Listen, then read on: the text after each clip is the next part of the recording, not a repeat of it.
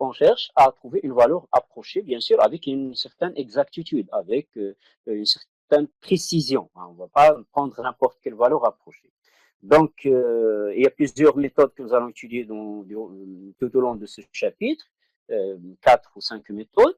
Mais avant de commencer donc la présentation de ces méthodes, ben, quel est l'outil mathématique qu'on peut utiliser? Pourquoi? Parce que cette équation, la première des choses, il s'agit de savoir est-ce qu'il a une solution déjà?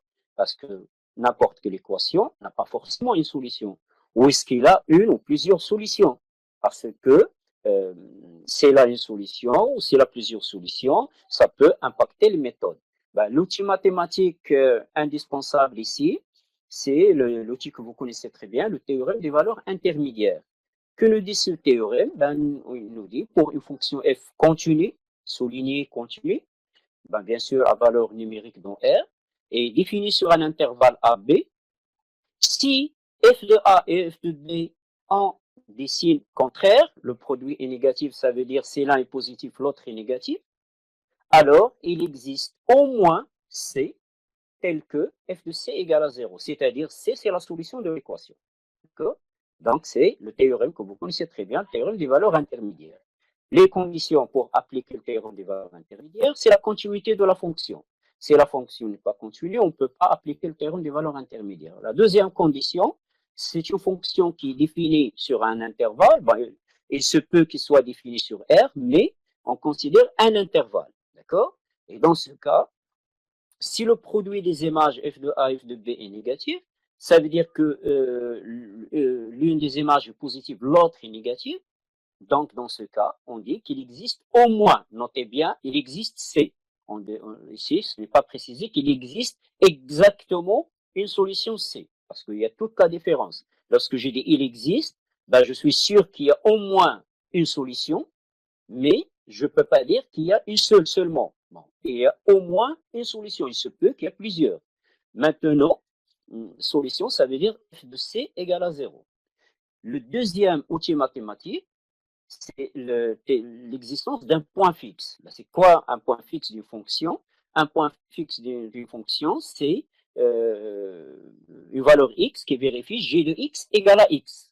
C'est ce qu'on appelle un point fixe, c'est-à-dire qu'il ne change pas, l'antécédent et l'image sont identiques. Saber ou Sora sont identiques. Donc, quelles sont les conditions pour appliquer donc, le théorème point fixe? Ben, il y en a plusieurs, mais la version la plus simple que nous allons utiliser, c'est que si g est une fonction encore continue, soulignée continue, définie sur un intervalle AB, et vérifions l'image de l'intervalle AB est contenue dans AB. L'image de l'intervalle AB est contenue dans AB. Alors, de la même manière, il existe C, on sait seulement qu'il existe, on ne sait pas qu'il est unique, d'accord? Il se peut qu'il y a plusieurs, tels que G de C égale à C. Donc, ce sont les deux théorèmes que nous allons utiliser. Bien sûr, pour obtenir qu'il existe, quelle est cette condition? Ben, c'est la monotonie, d'accord? C'est la fonction, et ou bien croissante ou bien décroissante sur l'intervalle en question. Ben, il est impossible de trouver plus d'une seule solution ou bien d'une seule racine ou bien d'un seul zéro, d'accord? Ce sont des appellations identiques. On dit solution de l'équation, racine de l'équation ou zéro de la fonction. Donc ici, pour faciliter donc le calcul, l'intervalle AB peut être choisi, c'est-à-dire même si la fonction est définie sur R, ben, ce n'est pas possible de travailler, d'appliquer le théorème des valeurs intermédiaires sur R, et même le théorème de point fixe sont des théorèmes qu'on les applique sur des intervalles finis, AB. D'accord? Donc, comment nous allons faire pour passer de R à un intervalle? Ben, c'est un travail de préparation, c'est un travail initial de préparation, c'est-à-dire une étude graphique, les propriétés de f, dresser le tableau de variation et regarder sur quel intervalle nous avons peut-être une solution. Nous avons des données relatives au problème initial qui peuvent nous donner un encadrement de la solution dans un intervalle AB. Et voilà donc comment on ramène l'étude à un intervalle. Parce que si je prends la fonction x moins 1 au carré, f de x égale à x moins 1 le tout au carré, elle est définie sur R, je ne peux pas appliquer le théorème des valeurs intermédiaires sur R. D'accord? Mais je peux soit étudier la fonction, dresser le tableau des variations, soit regarder une représentation graphique de la fonction, regarder donc un intervalle simple, détecter un intervalle simple qui contient la solution, et commencer à partir de cet intervalle en appliquant les méthodes mathématiques. Voilà donc la première remarque. La deuxième, les méthodes que nous allons voir sont généralement des méthodes qui cherchent des solutions ou une solution approchée. Donc, une solution approchée, elle est obtenue comment? Ben, elle est obtenue en définissant, donc à travers un calcul qu'on appelle itératif. Ça veut dire quoi un calcul itératif ou bien une méthode itérative? Ça veut dire une méthode qui définit, une suite xn, d'accord? Une suite xn qui va converger vers la solution. Et bien sûr, nous n'allons pas déterminer toutes les valeurs xn, nous allons prendre une certaine valeur xn comme solution approchée. C'est-à-dire qu'on va calculer x2, x3, x4, et puis avec des conditions bien précises, on va dire, bah, c'est bon, je peux considérer x5 comme une solution approchée de l'équation notée 1. Et troisième remarque, nous pouvons comparer les méthodes suivant différents critères. Par exemple, en cherchant la solution approchée, nous avons toujours ce qu'on peut appeler erreur. Erreur, c'est quoi? Ben, c'est en fait la différence entre la solution exacte et la solution approchée calculée par une méthode donnée. Donc, si je considère par exemple ici ce schéma-là, bon, ce n'est pas un vrai repère, mais ça peut aider donc à expliquer. Si je considère cette fonction-là, d'accord, donc f de x, cette fonction avec une étude graphique, on sait qu'elle a deux racines, deux zéros plutôt, que l'équation f de x égale à 0 a deux solutions, d'accord? Donc, je peux prendre par exemple cet intervalle, A et B, et donc j'aurai une seule solution dans cet intervalle. Je peux prendre un deuxième, B et C, et donc j'ai l'autre solution qui est dans l'intervalle B et C. Donc ici, j'ai une seule solution. J'ai une seule solution dans cet intervalle, oui, effectivement. Ce que je vais faire, je vais, avec les différentes méthodes que nous allons voir, bon, ce que nous allons faire, c'est que nous allons créer avec la méthode itérative une suite, d'accord, une suite xn avec des valeurs x0. Alors, est-ce que vous arrivez à voir le schéma? Est-ce que quelqu'un peut activer son micro rapidement, me confirmer que vous arrivez à voir le schéma? Oui, parfait. Oui, monsieur. Oui. C'est bon, merci, merci. Bien, alors, xn, c'est une suite itérative, c'est-à-dire récurrente, définie par une relation de récurrence que vous connaissez très bien, c'est-à-dire j'ai besoin de x0, de x1, de x2, est une suite qui va converger vers la solution. La solution, je vais la noter ici, x bar, d'accord? X bar, elle est là, d'accord? Donc, je ne vais pas pouvoir, c'est la limite, vous savez, la limite, c'est-à-dire la limite lorsque n tend vers plus l'infini de xn qui va être égal à x bar. Mais réellement, lorsque je vais commencer à faire des calculs, ben, je ne vais pas calculer jusqu'à l'infini, ce n'est pas possible. Je vais m'arrêter à une certaine valeur, on va dire x10. Ben, lorsque je vais m'arrêter à x10, ben, x10 ne va pas être exactement x bar, mais elle va être quelque part ici autour de x bar. Pourquoi? Parce que vous savez que la limite, c'est xn moins L, ou bien moins x bar ici, inférieur à epsilon à partir d'une certaine valeur de n. C'est la définition de la limite que vous connaissez. Donc ici, il y aurait quand même une petite différence entre la valeur exacte et la valeur approchée. Cette différence, je peux la déterminer par la différence entre les deux. Voilà, la distance entre les deux. Cette différence, c'est ce que j'appelle erreur. D'accord?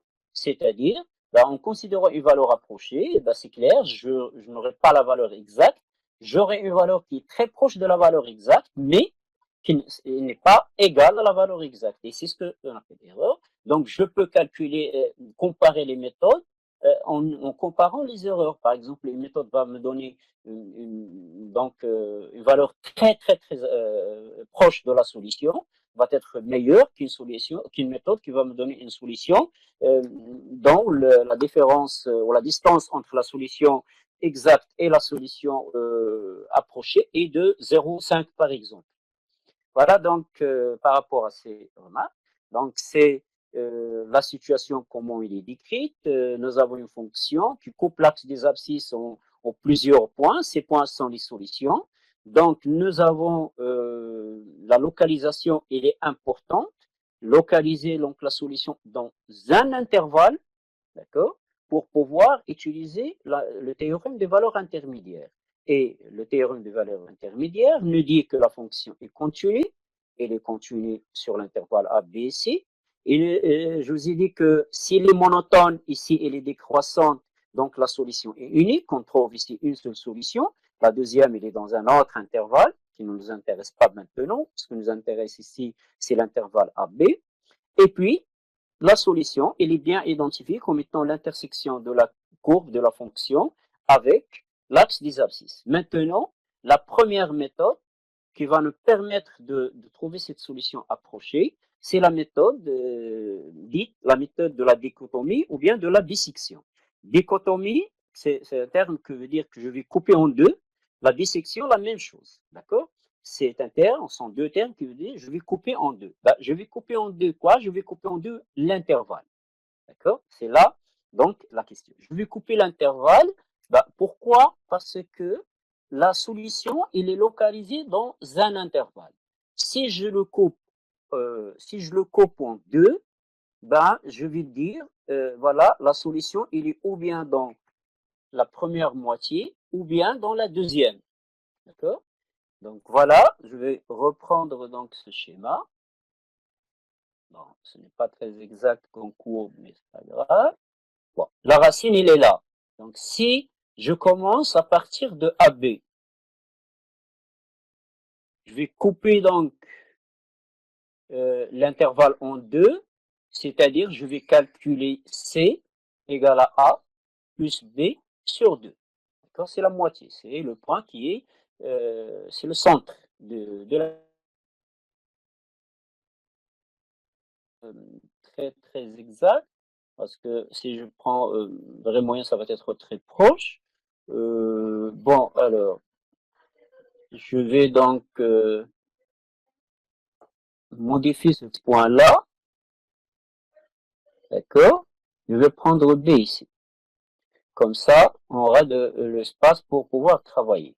Donc, maintenant, ce que on va faire, on va calculer C dans un premier temps. Ça va être on va dire ici, c'est le centre de l'intervalle.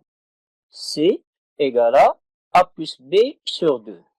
Donc, ce que nous avons ici, la solution que nous sommes en train d'essayer d'approcher est là, X bar. Il y a une seule solution dans l'intervalle AB. C'est pourquoi la monotonie, c'est une condition importante. Nous avons une seule solution. Donc, lorsque je coupe l'intervalle en deux, ben, j'aurai soit l'intervalle AC, soit l'intervalle CB. Mais un seul intervalle des deux va contenir la solution. Je ne peux pas trouver la solution dans l'intervalle AC et en même temps dans l'intervalle AB. Ce n'est pas possible. Pourquoi? Dans l'intervalle AB, il n'y avait qu'une seule solution. Si cette solution, comme ici, elle est dans l'intervalle AC, bah là, il n'y aurait pas de solution. Donc, regardez ce que nous avons fait. Nous avons commencé par un intervalle, d'accord, AB. Je vais l'écrire comme ça. Après, avec une itération, nous avons obtenu un intervalle qui est plus petit, qui est la moitié. Dichotomie ou dissection, c'est coupé en deux. D'accord? Ensuite, je vais faire quoi, à votre avis? Bon, la réponse est claire. Bah, je vais reprendre, oublier le reste et considérer que je viens de commencer avec l'intervalle qui est là, AC. Et je vais faire quoi? Bah, je vais encore calculer, déterminer le centre de cet intervalle. Je vais noter ici ce point, C' pour simple notation. Et donc, je vais refaire les mêmes remarques. Est-ce que la solution est là? Et est-ce que la solution est dans l'autre côté? D'accord? Dans ce cas, il est dans le deuxième. Donc, je vais garder C et je vais dire que la solution, elle est dans l'intervalle C'. Et voyez, j'ai pu passer en quelques étapes de calcul d'une solution qui était dans cet intervalle à une solution qui est dans cet intervalle. Et je peux continuer, évidemment, à chaque étape, je vais couper l'intervalle en deux. Donc, à un certain moment, les valeurs que j'aurai, par exemple ici C prévissé, vont être des valeurs qui sont très rapprochées. Et donc, je peux dire que la racine, elle est toujours au milieu. Donc, il est très, l'intervalle me donne des solutions qui sont très proches de la solution réelle que je cherche, la solution exacte, x bar. Et donc, je peux comprendre une valeur approchée tranquillement.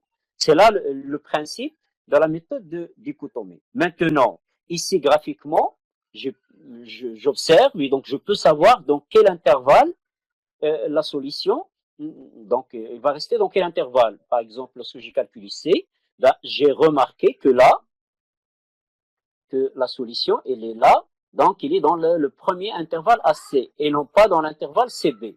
D'accord? Comment? Bah, là, parce que c'est graphique. Là, parce que c'est graphique. D'accord? Alors, ensuite, comment je vais faire par le calcul? Bah, rappelez-vous ce que nous avons dit tout à l'heure, le théorème des valeurs intermédiaires. Quand est-ce que nous avons une solution? C'est f de a fois f de b est négatif. D'accord? Donc, la même chose peut le faire ici. Je vais faire quoi? D'abord, je calcule C et je regarde f de a fois f de C. Est-ce qu'il est positif ou négatif? S'il est négatif, si ce produit est négatif, ben je sais que la solution va être dans cet intervalle. Il ne peut pas être dans l'autre. Mais si ce produit est positif, ben je sais que la solution ne va pas être dans cet intervalle, ben il va être de l'autre, dans l'autre intervalle. Voilà. Donc, c'est exactement la méthode dite de la dichotomie ou bien de la dissection. Voilà son principe, il est simple, il faut juste l'appliquer sur quelques exemples pour le maîtriser. F est une fonction continue, là c'est très important. Il faut ajouter monotone pour s'assurer de la solution. Bah, si f de a de l'unicité de la solution, si f de a fois f de t est négatif, alors on fait quoi? On calcule C qui est le centre, ou le milieu, le centre de l'intervalle, c'est le terme exact. On a trois cas. Bah, si on fait les calculs et on tombe sur une valeur C par miracle, f de C égale à 0. Alors C, qui est x0, là, x0 c'est C, c'est la solution de 1. On tombe par la méthode sur une solution exacte et c'est bon. Mais ça, c'est, j'ai dit par miracle, c'est-à-dire que ce n'est pas toujours possible, c'est rare que ça peut se produire. Deuxième situation, je calcule le produit f de a fois f de c. S'il est négatif, ça veut dire que la solution, elle est dans cet intervalle. Comme ça, je vais faire quoi? Ben, je vais éliminer B et la remplacer par C. C'est exactement ce que j'ai fait ici. La solution était dans l'intervalle AB. Après, j'ai éliminé B, j'ai remplacé par C. D'accord? Et la solution, elle est dans l'intervalle AC. Après, si le deuxième cas, il va traiter le troisième alternative, la troisième situation va répondre à la question autre. Si f de C fois f de B est négatif, là, C va prendre la place de A. C'est ce que nous avons fait dans dans la troisième étape ici. J'ai remplacé A par C'. Évidemment, ce n'est pas possible que f de A fois f de C soit négatif et que en même temps f de C fois f de B soit négatif. Vous savez pourquoi? Parce qu'il y a une seule racine ici, donc il ne peut pas être en deux sous-intervalles. Il est forcément dans l'un des deux sous-intervalles et donc si f de A fois f de C est négatif, je sais que l'autre produit va être positif et inversement. Et donc ça me fait une méthode qui va me permettre de réduire l'intervalle à chaque étape, de réduire l'intervalle jusqu'à obtenir un intervalle qui est très petit. Et là, je peux prendre une solution, donc une valeur approchée dans cet intervalle-là. Je peux redéfinir la méthode en utilisant la notion des suites que nous avons dit tout à l'heure, que chaque méthode définit une suite itérative. Donc, il me faut des valeurs initiales. Quelles sont ces valeurs-là? A0, c'est A. B0, c'est B. AB, c'est l'intervalle de localisation de la racine. Et à chaque étape, je calcule xn qui est égal à n plus bn sur 2.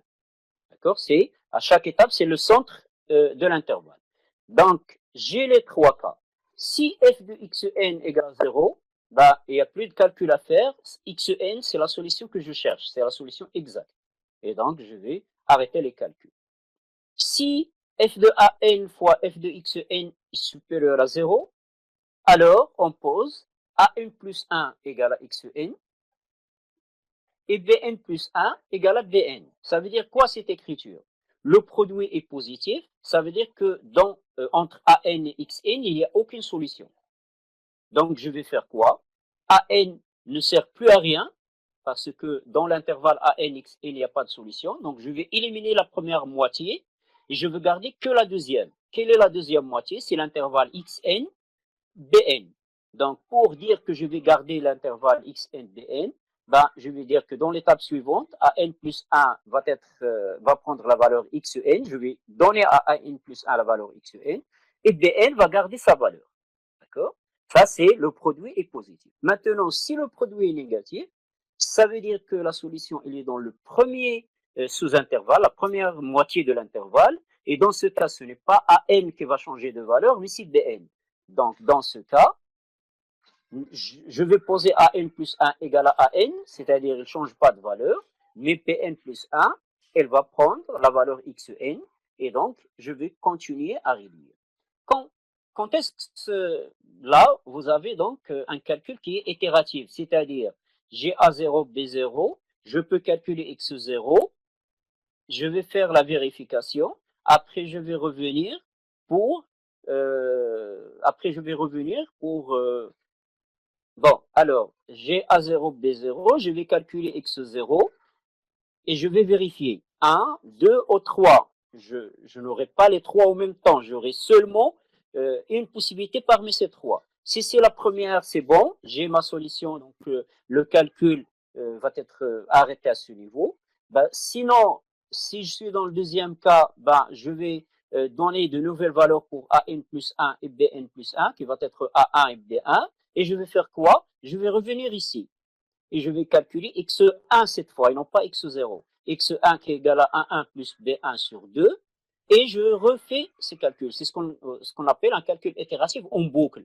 Et dans le langage algorithmique, bah, vous avez le si ici, vous avez fin ici, bah, ce sont des commandes qu'on les retrouve dans les écritures algorithmiques et bon, généralement en anglais. Donc vous avez ici if, donc ceux qui parmi vous qui ont déjà qui sont un petit peu curieux pour voir quelques méthodes de programmation. Donc, if f de xn égale à 0, then and.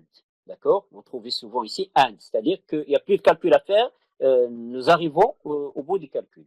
If ce produit-là est positif, donc ici, il y a une commande pour dire qu'on pose, on n'écrit pas en pose, on dit an plus 1, 2 points égales. 2 points égales, c'est une affectation de variable. 2 points égales à xn et bn plus 1, 2 points égales à bn. Et la même chose ici. Et cette méthode est une méthode itérative. La question qu'il faut se poser, mais quand est-ce que je vais arrêter cette méthode? Parce que comme ça, il ne va jamais s'arrêter. Je peux toujours calculer xn, vérifier le signe de an xn, faire mes choix, est-ce que je vais remplacer an ou je vais remplacer bn et reprendre à nouveau. Donc, c'est pourquoi ce genre de méthode itérative, nous avons besoin de ce qu'on appelle un test d'arrêt, c'est-à-dire une certaine condition, une certaine propriété qui va me dire, voilà, c'est bon, nous avons une propriété adéquate pour considérer la solution particulière. Donc, voilà la méthode de la dichotomie. On peut prendre un exemple très simple. Si je considère la fonction f de x égale à x carré moins 2, vous savez tous que l'équation f de x égale à 0, qui est x carré égale à 2, admet deux racines. qui sont moins racine de 2 et racine de 2. Et bon, cherchons à une valeur approchée de racine de 2 en utilisant la méthode de la dichotomie ou de dichotomie. Bien sûr, vous pouvez me dire pourquoi ce calcul, on peut prendre la racine carrée, la calculatrice et calculer la racine carrée. Bon. Ça, c'est un exemple simple, juste pour vous montrer les étapes de la méthode. Donc, la première des choses, c'est localiser la racine. D'accord?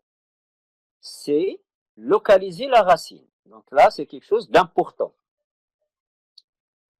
Alors, localiser la racine, moyennement quoi? Moyennement le théorème des valeurs intermédiaires, nous avons dit.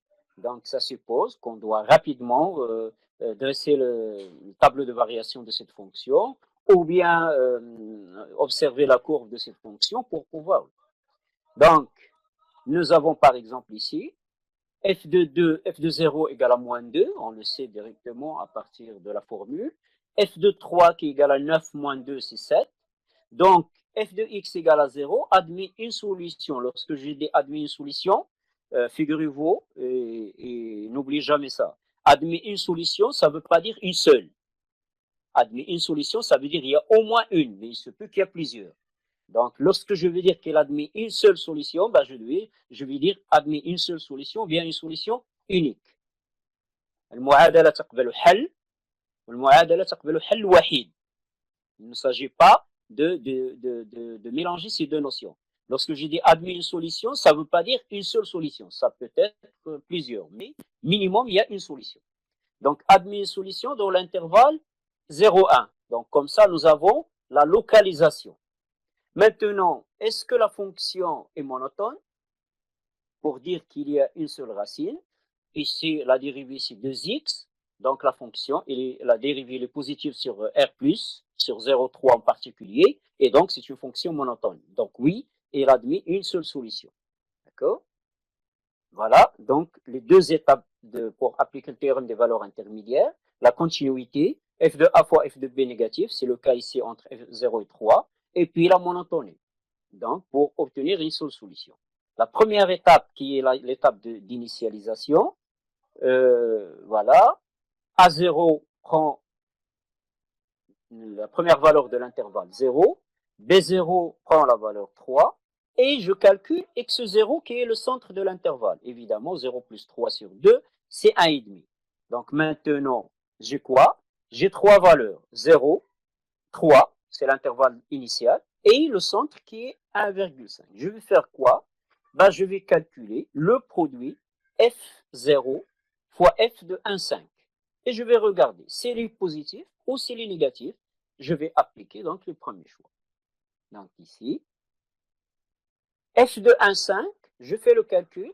1,5 au carré, c'est 2,25. Moins 2, c'est 0,25. Donc, c'est un signe qui est contraire à celui de F0.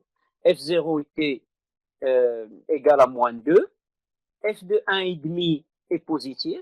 Donc, l'étape A me permet de dire que A1 va garder sa valeur, c'est-à-dire A1 égale à A0, que A plutôt va garder sa valeur, c'est-à-dire A1 égale à A0 égale à 0. Par contre, B va changer de valeur. D'accord? B1 va être égal à X0 égal à 1,5. Et du coup, je calcule X1 pour continuer les itérations. Donc, X1, c'est le centre de cet intervalle, qui est 1,5 plus 0 sur 2, donc c'est 0,75. Je dois faire quoi? Je dois calculer f de 0,75. C'est 0,5625 moins 2. Donc, c'est une valeur négative, certainement. Et elle est de même signe que f de A1. Pourquoi? Parce que A1, c'est A0. A0, c'est 0. Donc, f de A1 prend toujours une valeur négative. Donc, j'ai deux valeurs négatives. Le produit est positif. Ça veut dire quoi? Ça veut dire que la solution, il n'est plus dans l'intervalle 0,75, mais dans l'intervalle 0,75, 1,5. Voilà. Donc, A2 va changer de valeur, va prendre la valeur X1, mais B2 va garder sa valeur initiale. Notez ici qu'en aucun cas, les deux valeurs A et B sont amenées à changer donc leur valeur en même temps. c'est ou bien l'un ou bien l'autre. On ne peut pas changer les valeurs de A et B en même temps. Ce n'est pas possible. Parce que la méthode, il consiste à couper l'intervalle en deux. Donc, soit on prend la première moitié avec A, ou bien on prend la deuxième moitié avec B. Troisième étape, ben, on va continuer. Ici, nous avons A2 et B2. Nous allons calculer X2 qui est égal à 1,575 sur 2 qui est 1,125. Et on calcule l'image de 1,125. On trouve aussi une valeur négative qui est de même signe que A2. Donc, on sait que le produit F de A2, F de X2 va être positif, le produit de deux valeurs négatives. Donc, la solution, elle est dans l'autre intervalle. Donc, encore A qui va changer de valeur ici. Voilà. A3 va prendre l'ancienne valeur de X2, 1,125. B3 va garder sa valeur, c'est-à-dire la même que B2 qui est 1,5. Et je continue, d'accord? J'aurai 1, pour le nouveau centre, 1,3125. Je fais les calculs et ainsi de suite. Ben, regardez, c'est exactement de cette manière qu'il faut donc agir, qu'il faut comprendre les calculs. Nous avons une solution qui est claire sur le graphique et nous avons deux parties. Une partie où les valeurs sont négatives, l'autre où ils sont positives. Donc, si le centre que je calcule tombe dans la partie négative, ben, je sais que il va prendre la valeur de A. S'il tombe dans la partie où les images sont positives, je sais qu'il va prendre la place de B. Ici, c'est un cas très particulier. Nous avons que toutes les étapes, les itérations, c'est A qui change de valeur. Pourquoi? Parce que la valeur B1, regardez B1, il est où? Elle a été prise tout près de la racine. Donc, à chaque fois, je détermine le centre. Par exemple, le centre du premier intervalle était là. D'accord? Le centre deuxième et ainsi de suite. Et ça va donc continuer à s'approcher d'un côté. C'est un cas particulier ici. Mais sinon, on peut changer de valeur de part et d'autre. Bien. Alors, il y a une remarque ici importante, c'est que l'intervalle de travail que nous avons, c'est un intervalle qui dans l'amplitude, il est divisé par 2 à chaque étape. D'accord? Donc, voilà ce que nous avons. Généralement, avec cette méthode dichotomie, nous avons un intervalle AB. D'accord? Avec une étape, par exemple, ça nous donne encore, ici c'est A0, ici c'est B0. Ça nous donne l'intervalle A1, B1, qui est donc le centre. Bah, regardez ici l'amplitude, il est divisé par 2. D'accord? L'amplitude, c'est le majal. Il est divisé par 2 parce que je prends la moitié. Divisé par 2 ou multiplié par un demi. La même chose ici, je vais encore appliquer la méthode. J'aurai le centre ici, ben, qui va prendre une valeur. Par exemple, ça va être A2, B2. Donc là aussi, d'accord, ici c'est n égale à 0, l'étape d'initialisation. N c'est égal à 1, c'est la première étape. N égale à 2, n plutôt égale à 2, et ainsi de suite. Voilà. Et donc là, je divise par 2, je redivise par 2, ça veut dire que là, je multiplie par 1 quart. À partir de l'intervalle initial, je multiplie par 1 quart, ou je divise par 4, mais 1 quart, c'est 2 au carré. Regardez ici le carré, et regardez là, n. Si je divise encore une fois, j'aurai 1 quart fois 1 demi qui est 1 huitième. Bien sûr, 8, c'est 2 à la puissance 3. Et là, vous avez n égale à 3. Si l'amplitude ici est B moins A, وسع المجال est B moins A, ben bien sûr, à chaque fois, c'est B moins A. C'est B moins A. Donc, lorsque je vais arriver à n, Bn, c'est un intervalle qui contient la solution, j'aurai quoi? La solution, elle est quelque part entre les deux. Donc, la distance Là, c'est x bar. Et la valeur rapprochée, xn, il est aussi entre les deux. D'accord? C'est le centre. Donc, la distance entre xn et x bar, que je ne peux pas déterminer, cette distance-là, c'est xn moins x bar. Mais je ne peux pas calculer. Pourquoi? Parce que je ne connais pas x bar. X bar, c'est la solution que je cherche. Xn, oui, je peux déterminer la valeur de xn, mais x bar, non. Je ne peux pas mettre égal parce que là, c'est une valeur qui est inconnue. Bon, dans notre exemple, c'était racine de 2, mais là, c'est un cas particulier. D'accord? Mais d'une manière générale, on n'aura pas cette solution. Donc, je ne peux pas mettre égal, c'est pourquoi je cherche ce qu'on appelle une majoration de l'erreur. C'est quoi une majoration de l'erreur? C'est une formule de cette manière, xn moins x bar en valeur absolue, inférieure à quelque chose. C'est-à-dire, au lieu de calculer l'erreur exacte, je ne peux pas calculer l'erreur exacte. Bah, lorsqu'on parle ici de l'erreur, on parle, je peux traduire ça en arabe, hamish al-khata, d'accord? C'est la tolérance d'erreur possible, ou que je peux commise à l'intérieur de cet intervalle. Donc, xn moins x bar, je vais obtenir quelle majoration? Bah, je vais obtenir b moins a, qui est l'amplitude de l'intervalle initial, divisé par 2 à la puissance n. D'accord? C'est pourquoi on dit que c'est une majoration de l'erreur. Et figurez-vous, déjà pour 4 itérations, 2 à la puissance 4, c'est 16. Donc, vous aurez déjà l'erreur qui est très réduite. Bien sûr, sans parler de n égale à 15 ou de n égale à 20. Donc, c'est une méthode qui peut donc nous fournir, avec des calculs simples, une solution approchée après quelques itérations de calcul. Donc, c'est ce qu'on appelle la majoration d'erreur. Xn, c'est la solution approchée. X bar étant la solution exacte que nous ne connaissons pas la valeur de X bar, mais on sait qu'il existe.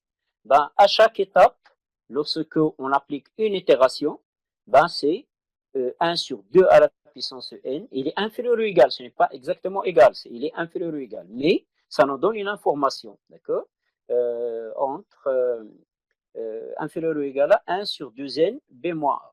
Donc, pour comprendre cette erreur et pourquoi nous sommes obligés d'utiliser donc une majoration et non pas la valeur exacte, bah, supposons que dans une salle, par exemple, vous avez donc cette situation-là, d'accord? C'est une salle. On sait que cette distance-là, elle est de 10 mètres. C'est une salle de cours, par exemple, d'accord? Et j'ai deux individus, deux étudiants, par exemple, que je nomme pas, que je sais qu'ils sont là, 1 et 2, d'accord? Ben, je n'ai aucun moyen, je ne peux pas prendre des mesures là, et je vais dire quoi? Ben, je vais dire que la distance entre l'étudiant A et l'étudiant B, elle est inférieure ou égale à 10.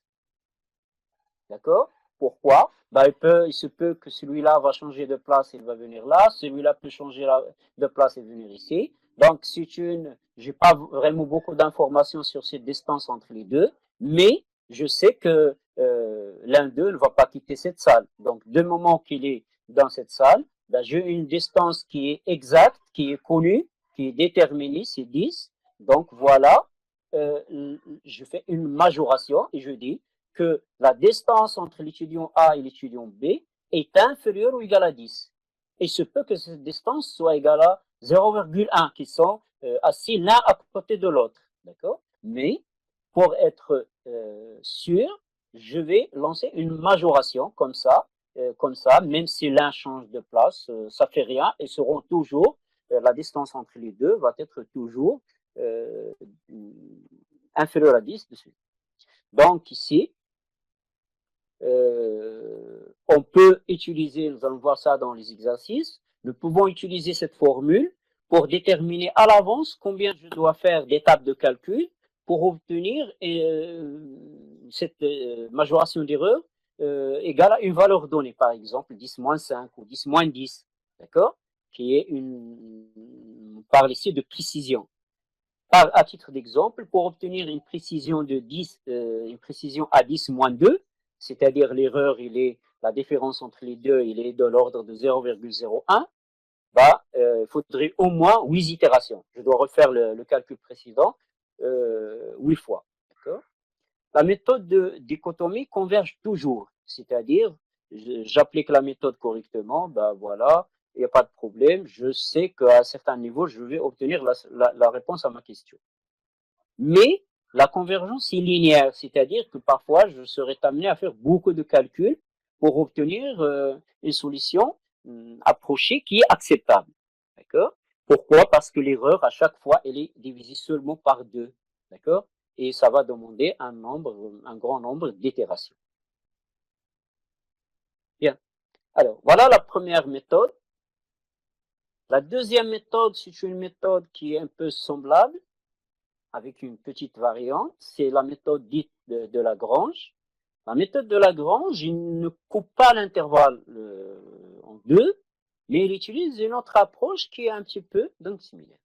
Donc, pour illustrer cette méthode de Lagrange, bah, je vais dire quoi?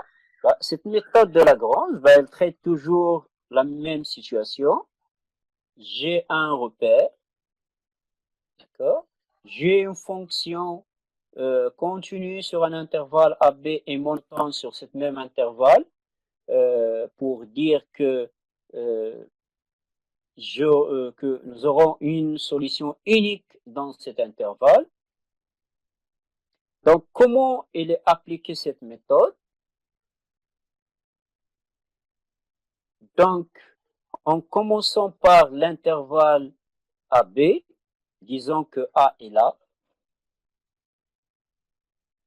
et disons que B est là. Donc, nous avons ici une fonction continue décroissante sur l'intervalle AB. Donc, le théorème de valeur intermédiaire plus la monotonie ne donne que, l'équation f de x égale à 0 admet une solution, cette fois unique, qui est cette solution-là. D'accord? Et pour approcher cette solution, bah, je ne vais pas diviser l'intervalle en deux, calculer le centre et regarder dans quelle moitié. Là, c'était la méthode dichotomie. Mais je vais considérer ces deux points. Ce point et celui-là.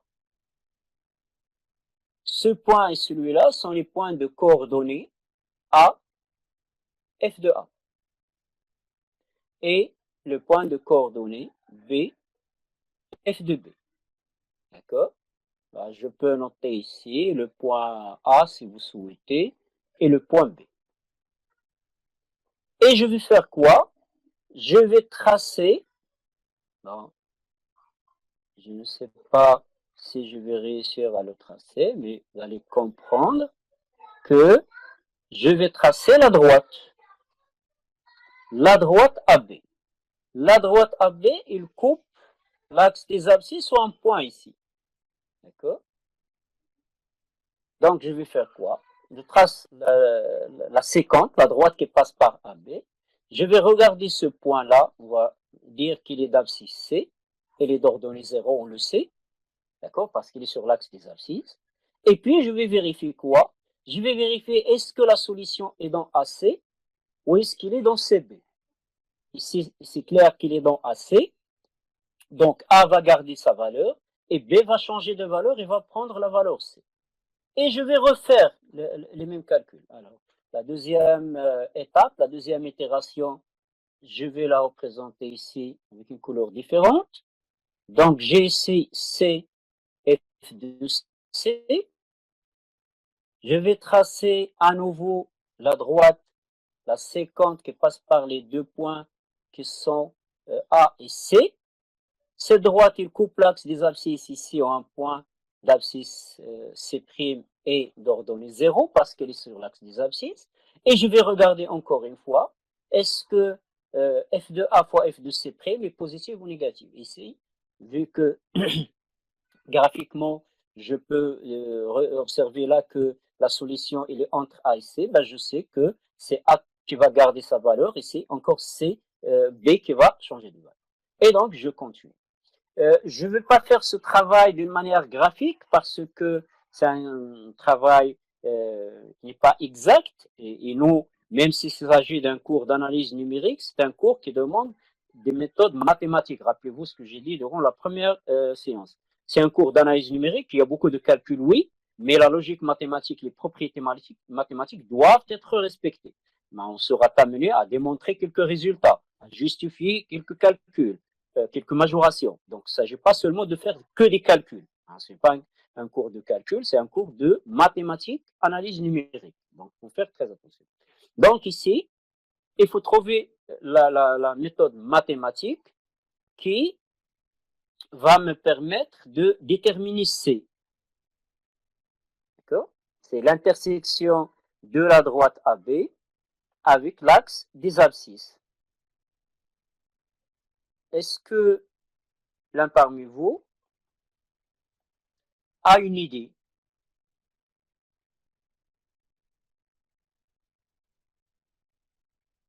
Est-ce que l'un parmi vous a une idée? Comment je peux déterminer la valeur de C? Vous en avez, si quelqu'un a une idée, ben, qu'elle demande la parole et je vais donc l'autoriser à répondre. Est-ce que l'un parmi vous a une idée comment je peux déterminer la valeur C? Regardez, donc je vais répéter ce que j'ai dit. D'accord? Je dis que la courbe, elle est là. Il coupe l'axe des abscisses en x bar. On sait qu'il y a une solution dans l'intervalle AB. Je trace la droite AB qui passe par les points AF de A et BF de B. Et cette droite, il coupe l'axe des abscisses au point d'abscisse C et d'ordonnée évidemment 0. Et je veux déterminer cette valeur C. Est-ce que l'un parmi vous a une proposition? Comment on va pouvoir calculer cette valeur C?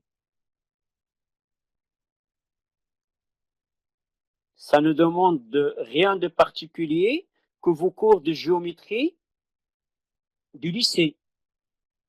D'accord?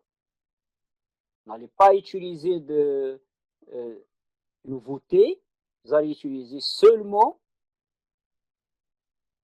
un cours de géométrie du bac.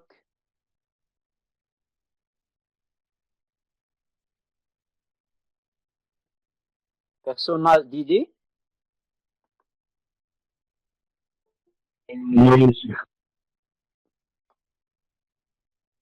Comment ça se fait que j'ai plus de 50, pratiquement 60 étudiants qui ont un niveau de S3 et qui ne peuvent pas appliquer ou proposer une méthode qu'ils ont déjà étudiée au bac, voire même première année du bac? C'est très alarmant à mon sens. Est-ce que vous avez déjà entendu parler d'équation de droite? Évidemment. Vous avez ici une droite AB qui passe par deux points dont on connaît les coordonnées A et F de A sont connues. D'accord? B et F de B sont connues. Donc, nous avons une droite AB qui passe par deux points dont on connaît leurs coordonnées. Donc, on peut déterminer l'équation de la droite AB. Une fois nous avons l'équation l'équation de la droite AB, ben on cherche la solution, les coordonnées de points d'intersection de la droite AB avec l'axe des abscisses. Ben, l'axe des abscisses, y égale à 0. On remplace et on obtient x. C'est quelque chose que vous avez fait au lycée. Bon. Donc, il faut vraiment que essayez de vous rafraîchir le mémoire. Tout ce que vous avez étudié auparavant, que ce soit au lycée, que ce soit en S1, S2, et sont donc des notions demandées, applicables. D'accord? Donc, voilà, nous avons deux points de coordonnées à un certain AB, A, K, F de AK, c'est après quelques itérations par exemple, PK, F de BK. Ben, nous allons faire quoi? Ben, nous allons calculer xk comme point d'intersection. Donc, on trouve la formule, les deux formules.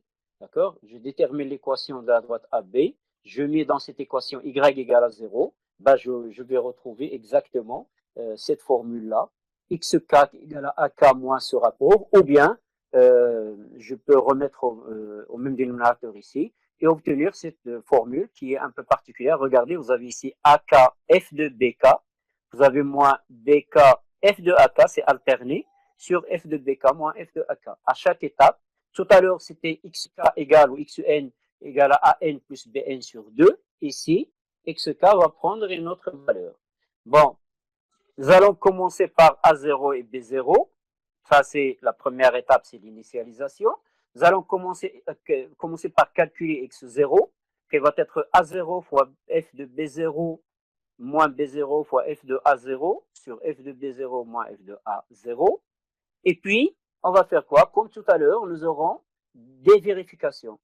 C'est soit f de AK, f de xk sont de même signe ou sont de signe opposé, c'est le cas ici, le produit est négatif. Donc, qui va changer, quel est, la valeur, quel est l'élément qui va changer de valeur? Ben, c'est BK. BK plus 1, il va prendre la valeur xk, tandis que AK plus 1 va conserver la valeur de AK. D'accord? Par contre, dans le cas contraire, c'est-à-dire le produit est positif ici, dans ce cas, c'est AK qui va changer de valeur, qui va prendre, récupérer la valeur XK, tandis que PK va conserver sa valeur. D'accord? Et puis, voilà, XN, on le calcule de cette manière, étape après étape, est une valeur approchée, donc, de X bar. La même chose que pour la méthode de la dichotomie, nous n'avons pas, il faut dire quand est-ce que nous allons arrêter les calculs. Parce que je vais, comme ce que nous avons fait tout à l'heure, commencer par A0, B0, calculer X1 avec la formule de Lagrange. C'est la formule, on utilise souvent celle-là. C'est cette formule qui nous donne les calculs les plus simples. D'accord? On calcule X0. Je fais le test de vérification, le si, c'est un test ici de vérification. Je change la valeur de ou bien de A ou bien de B et je refais les calculs. Mais ce calcul est peut-être infini. Je dois déterminer une contrainte, une condition pour dire voilà, je vais arrêter les calculs. Cette condition, c'est un test. Regardez ici, c'est écrit tant que BK moins AK supérieur à epsilon. Epsilon, c'est la précision. C'est la précision que nous voulons ici. Tant que BK moins AK est supérieur à epsilon, nous, on veut que la distance entre les deux soit inférieure à epsilon et non pas supérieure. Mais tant que, on vérifie la condition dans l'autre sens. Tant que la différence il est encore grande, il ne devient pas inférieur à cette précision souhaitée, nous allons refaire les calculs.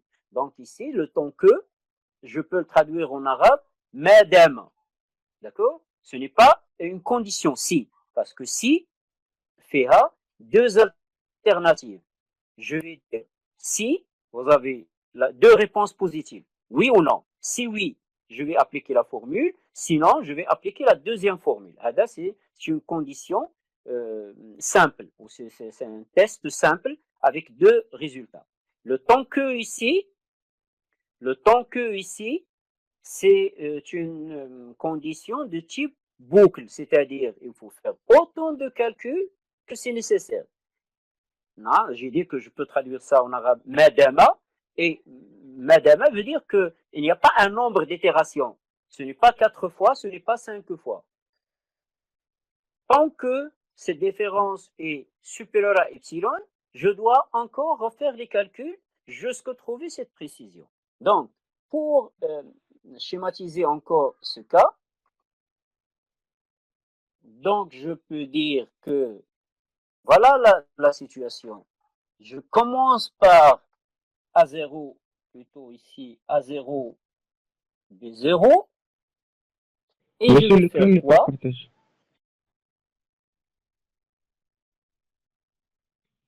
Est-ce que c'est bon maintenant? Non, non, l'écran n'est pas Est-ce que vous partagé. arrivez? Bah, pour moi, si. Vous voyez quoi dans mon écran? Vous voyez Vous voyez le PDF ou vous voyez le tableau blanc où j'écris? Non, non, on voit seulement noir. On voit un tableau blanc. Vous voyez le tableau blanc, donc ça c'est question de connexion. Si l'un parmi vous n'arrive pas à voir le tableau, c'est que il y a un petit souci dans sa connexion qui n'arrive pas à télécharger. Parce que là, moi j'ai la confirmation que cette feuille d'écriture, elle est partagée. Voilà. Donc, je vais continuer. La méthode de Lagrange, donc je commence par un intervalle AB, A0, B0. À chaque fois, je vais faire les calculs. Attention, ce n'est pas le centre. Ici, comme la dichotomie, je peux trouver A0 ici, B, A1 plutôt, qui est l'étape suivante, c'est l'itération, B1 là. D'accord? Il n'y a aucune condition que c'est le milieu. Pourquoi? Parce que ce point, c'est le point C ou c'est le point X. Je l'ai calculé comment? Avec la formule. Ou bien avec l'intersection de la droite. La formule, c'est, d'accord? Je le répète encore une fois cette formule. C'est F de, c'est AK fois F de BK moins BK fois F de AK. C'est alterné. D'accord? Antécédent fois l'image, puis l'autre antécédent fois l'image sur F de BK moins AK. Donc, je vais obtenir cet intervalle. Ensuite, il se peut que j'obtiens l'intervalle A2, B2. Regardez, ici, c'est B qui a changé de valeur. Là, c'est A qui a changé de valeur. Parce que je n'ai aucune condition qui me dit que A va toujours être conservé ou que B va être conservé. C'est la condition qui me permet de dire voilà comment je dois faire mon choix. Quelle est cette condition? Je calcule ici x0 avec la formule de Lagrange et je fais le test f de a0, f de x0. Si c'est un produit qui est positif, ben je sais que a va perdre sa valeur et va être remplacé par x0. Si ce produit est négatif, ben je sais que c'est le bon. Oui. Il y a un problème sur Oui. l'écran. Il y a un problème sur l'écran. C'est-à-dire, quel type de problème? On ne peut pas voir l'écran. On ne peut pas voir le coup. Maintenant, vous avez quoi Non, sur ça votre marche écran? très bien. Vous avez le. Bah voilà, regardez, il y a un petit souci là. C'est vrai que c'est un problème de connexion. Parce qu'il y a toujours vos camarades qui disent que c'est bon, ils arrivent à voir le tableau. Maintenant, Oui, vous avez donc. c'est bon, monsieur. C'est bon? Bah voilà, c'est parfois lorsque ça coupe, donc dans les écrans de quelques-uns, ça veut dire qu'ils ont un problème de connexion, que leur connexion n'est pas assez bonne pour télécharger donc l'écran. Mais c'est bon. Donc je vais reprendre là où j'étais. Voilà, donc je calcule le test f de a0, f de x0, le produit. Ben, s'il est positif, ça veut dire que A va changer de valeur. S'il est négatif, ça veut dire que B va changer de valeur. Et donc, je peux me retrouver dans ces cas-là. Voilà, chaque élément peut changer de valeur ici ou là. Mais je ne vais pas continuer à faire les calculs indéfiniment. Il faut, à un certain moment, il faut que ce calcul s'arrête. Donc, comment il va s'arrêter? Ben, je dois définir ce qu'on va appeler une précision. Y. On peut noter ce qu'on veut, d'accord? Cette précision, c'est un petit peu une valeur qui va me dire, ben voilà, la solution, il est satisfaisante. D'accord? C'est ce qu'on veut. Par exemple, ben, cette précision, on ne peut pas toujours donner à cette précision la même valeur. Ce n'est pas possible. Parce que ça dépend des données dont on travaille. Regardez, si maintenant vous êtes sur un chantier génie civil, la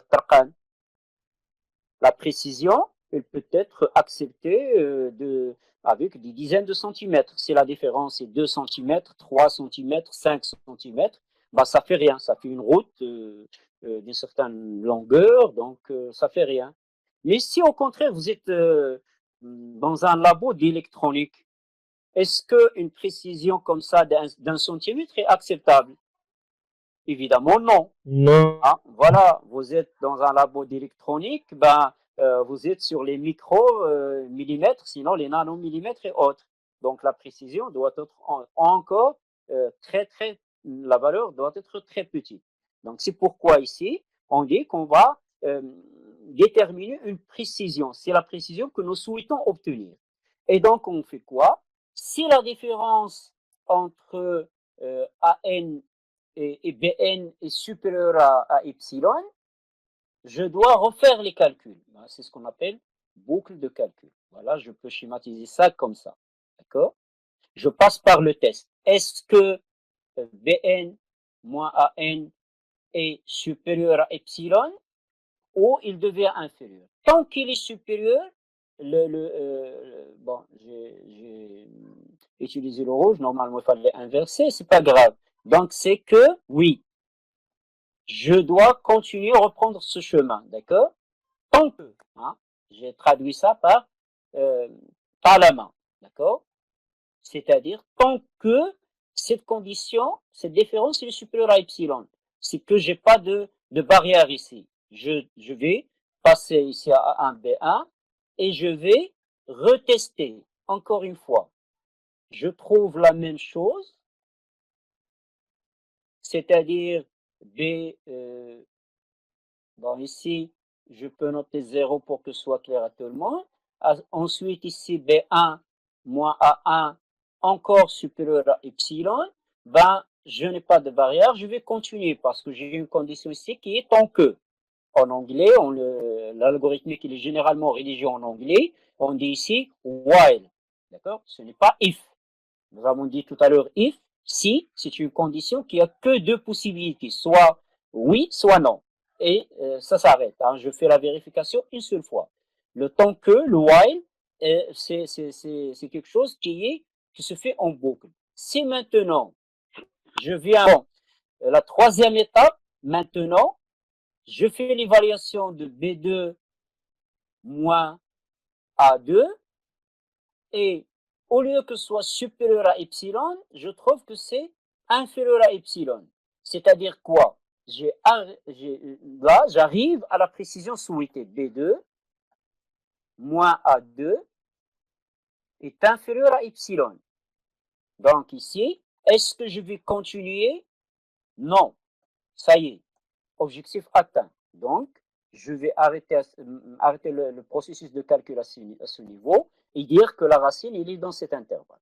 D'accord? C'est ce qu'on appelle un test d'arrêt. Un test d'arrêt, c'est comme feu rouge que vous avez. D'accord? 2 ou 3 couleurs. À chaque étape, vous vérifiez votre test et vous dites, vous continuez ou, si le test est vérifié, vous devez arrêter les calculs, c'est-à-dire arrêter les calculs et dire voilà l'intervalle.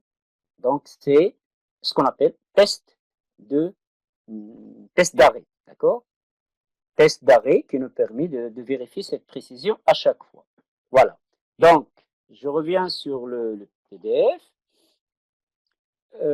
Voilà. La méthode de Lagrange, ce test d'arrêt, il ne s'applique pas seulement pour la méthode de Lagrange. Un test d'arrêt, on peut et on doit l'appliquer pour n'importe quelle méthode, parce que ce sont des méthodes itératives, donc récurrentes, donc ils vont nous donner une suite de valeurs. Bon, on ne peut pas continuer à faire les calculs indéfiniment, c'est pas du tout possible. Donc il faut déterminer une condition d'arrêt. Ces conditions d'arrêt peuvent prendre plusieurs formes. Parmi les formes les plus simples, c'est cette boucle avec une précision. D'accord? Nous, on veut donc une valeur approchée, mais qui soit encore précise. Parce que si ma solution exacte, c'est 3, je ne vais pas prendre 0,2 et dire c'est une valeur approchée. Évidemment, ce n'est pas le cas, c'est une valeur qui est très loin, 0,2, c'est une valeur qui est très loin de 3. Donc, je dois être en mesure de mesurer cette erreur et de dire, voilà, donc j'accepte une tolérance, donc une tolérance d'erreur. Je peux traduire ça comme ça. هامش الخطأ المسموح به ne doit pas être supérieur à epsilon. Avec epsilon, une petite valeur, 10 moins 2, c'est-à-dire 0,01, ou bien 10 moins 1, 0,1, ou bien encore une valeur plus petite s'il s'agit comme j'ai dit, de l'électronique par exemple. Donc, cette précision ou bien cette tolérance d'erreur, هامش الخطأ المسموح به, tant que la différence entre BK et moins AK est supérieure à epsilon, je dois ajouter des itérations, des étapes. Et une fois cette différence devient inférieure à epsilon, pour la première fois, je me dis, ça y est, j'ai maintenant mon test d'arrêt, mon feu rouge, et je dois arrêter les calculs, et voilà la solution. Évidemment, les premiers calculs vont être les calculs que vous allez faire à la main, donc ce test ne va pas être, la valeur ne va pas être très très petite, parce que vous ne pouvez pas faire des 20 itérations à la main, mais réellement, après, lorsque vous êtes étudiant de master ou des chercheurs, ben, ce calcul va être automatisé par des programmes informatiques sur ordinateur et donc vous pouvez atteindre la précision que vous souhaitez, d'accord, et qui répond à vos demandes. Donc, voilà, par rapport aux deux méthodes. Donc, je vais résumer ce que nous avons dit par rapport aux deux méthodes avant de clore cette séance. Alors, nous avons, avant d'appliquer l'une ou l'autre des méthodes, il faut commencer par localiser la racine. Ça veut dire quoi localiser la racine? C'est utiliser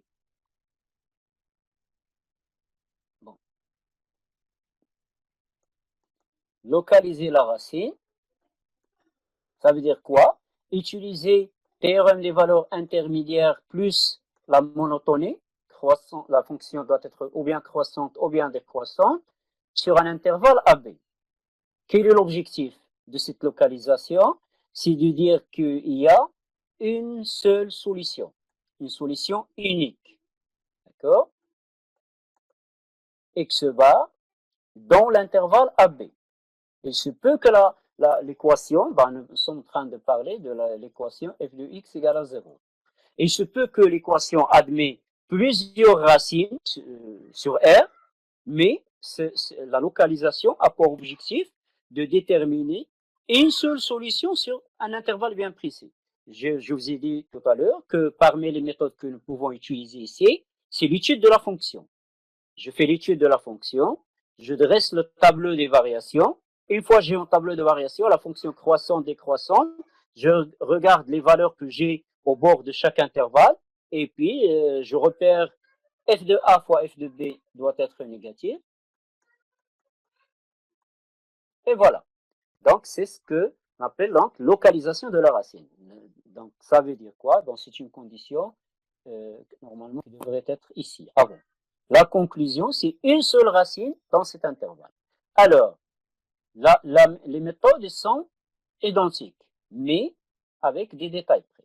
Elles sont identiques du fait que je commence par A0 égale à A, B0 égale à B. C'est l'initialisation. D'accord? J'ai ici un test d'arrêt. Je ne vais pas expliciter. Ce test peut être différent. On peut vous dire, faites les calculs de 4 itérations. Maintenant, quand vous faites 4 itérations. Première, deuxième, troisième, quatrième, etc. On peut vous dire, utiliser une précision epsilon, comme ce que je viens d'expliquer. Et on peut trouver d'autres exemples de tests que nous allons voir au fur et à mesure. Tant que ce test me demande de continuer les calculs, je vais faire quoi? Ici, je calcule Cn, parce que c'est une boucle. D'accord? Ou Xn, ce que vous voulez, c'est la même chose. C'est An plus Bn sur 2. A0 plus B0 sur 2. Et puis, je vais calculer A1 et B1. Et donc, je vais refaire les calculs. Donc, je dis Xn, c'est An plus Bn sur 2. Ici, non. Xn, ce n'est pas An plus Bn sur 2, mais c'est une autre formule qui est la formule de Lagrange. D'accord? La formule de Lagrange, nous l'avons ici. D'accord? Regardez ce que vous avez ici. AK, ou bien AN si vous souhaitez. Ici, c'est AN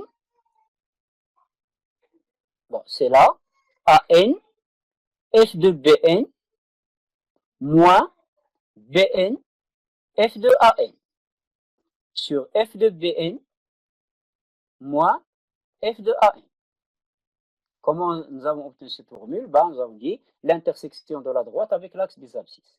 Et puis on fait quoi? On fait le même test pour les deux. Quel est ce test? F de AN, F de XN.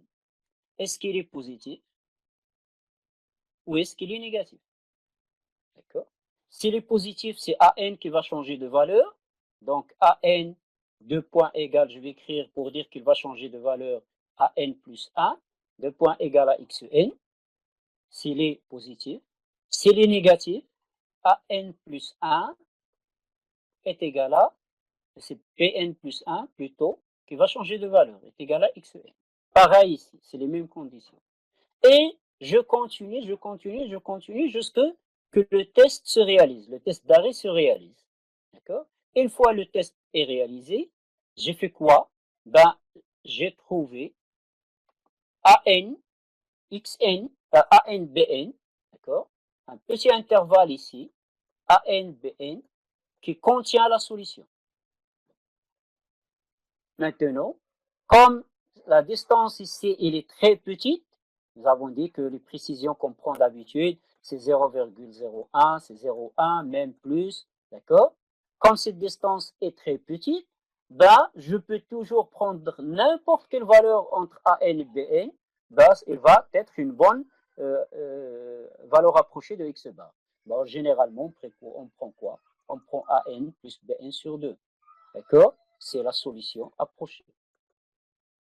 C'est une solution approchée.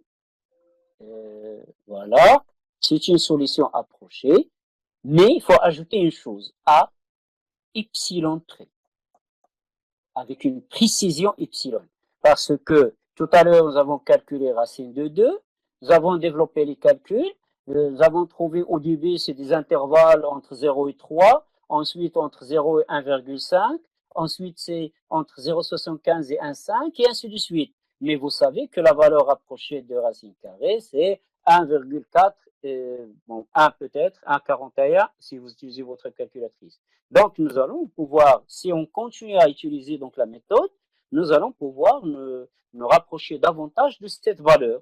Et peut-être, nous allons, au bout de 5, 6, 7 itérations de calcul, nous allons pouvoir obtenir une valeur approchée comme celle affichée donc, dans les calculatrices. Donc, voilà les deux méthodes. Il y a juste une précision. La majoration d'erreur pour la méthode de dichotomie, nous l'avons donc donnée.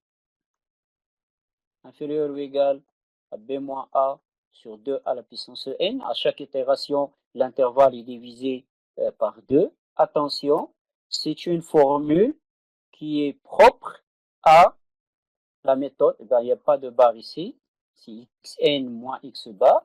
C'est une formule c'est une majoration qui est propre pour la méthode de la dichotomie ou bien de la dissection.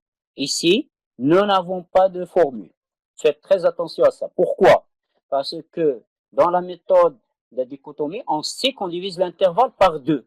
Alors que dans la méthode de Lagrange, l'intervalle n'est pas forcément divisé ni par 2 ni par 3. C'est la position de la droite AB qui nous détermine le point d'intersection. Donc voilà, par rapport à ces deux méthodes, il faut comprendre donc les itérations, comprendre le test d'arrêt, comment utiliser un test d'arrêt, comprendre ça veut dire quoi l'erreur, majoration d'erreur, et faire beaucoup de calculs. Vous voyez que en plus des mathématiques, sous cours d'analyse numérique, pour comprendre, il faut faire beaucoup de